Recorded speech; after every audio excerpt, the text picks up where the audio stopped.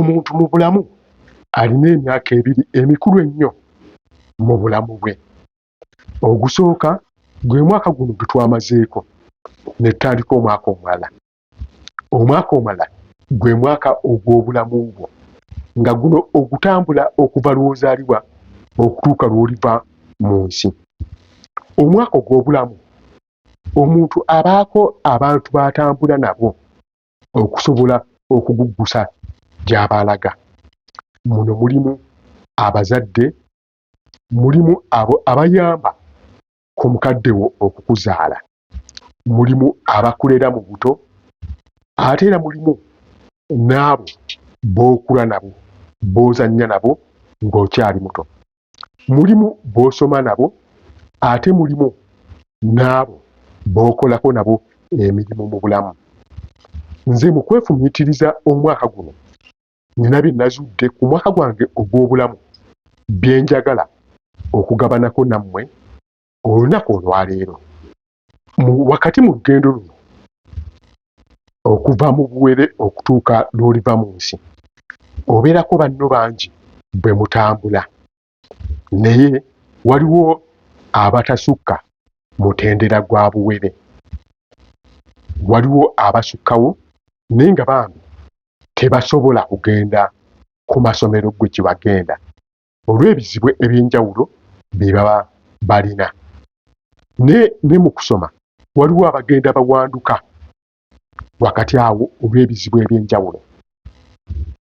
Gwe w'ogenda okumalira okusoma ogenda okwekanga ng'oluusi musigadde batono ddala bwe mwatandika olugendo luno, naye oluusi oddayo ku kyalo eyo gye mwalutandikira, ogenda okutuukayo osanga nga abamu ku abo abaakongoka wansi abataasobola kugenda kusoma ng'ate bali bulungi oluusi n'okusinga mmwe abaagenda okusoma.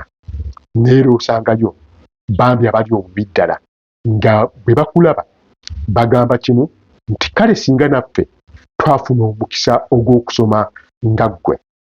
Osangayo abalina ssente nga zibayitaba, neera osangayo n'abaavu ddala, osangayo abazimbye amayumba agatunula ng'abantu, n'osangayo n'abatalina we basula, osangayo abalina emmotoka zikapyata abavulumula, naye osangayo n'abatalina ngatto ze batambuza mu bigere, naye ng'abo bonna mwatandika mwenna olugendo luli olw'obulamu.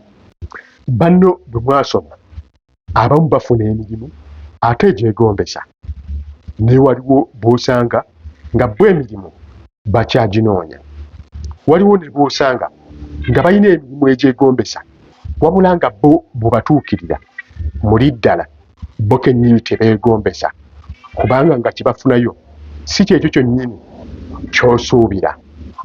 Bannaffe abamu balemererwa ne bagenda ku kyeyo, abamu bavaayo nga bali bulungi ddala, ne waliwo n'abavaayo nga beevuma ki ekyabanaawula okugenda ate okukolera ebunaayira gye batafunye kantu. Wakati mu lugendo luno olw'obulamu waliwo b'osanga ng'embeera teyeeyagaza, ne bwe wayita ebbanga n'obasanga ng'ate embeera yatereera dda. Waliwo b'osanga nga bo mu lugendo luno bafuniramu ebyo ebyetaagisa mu bwangu ddala, era waliwo ne b'osanga nga batwala ebbanga ddene okutuuka ku ebyo bye beetaaga. Waliwo ne b'ojja okusanga nga bo bakozesa amaanyi gaabwe gonna naye ne bigaana, ne batuuka ekiseera ne batuula ne babivaako. Naye waliwo n'abo b'onoosanga nga bafuna buli kimu mu biseera bitono ddala, naye bwe wayita ebbanga n'obasanga nga byonna byaggwaawo, ng'oyinza okulowooza nti tebatandikangako ku lugendo luno olw'obulamu.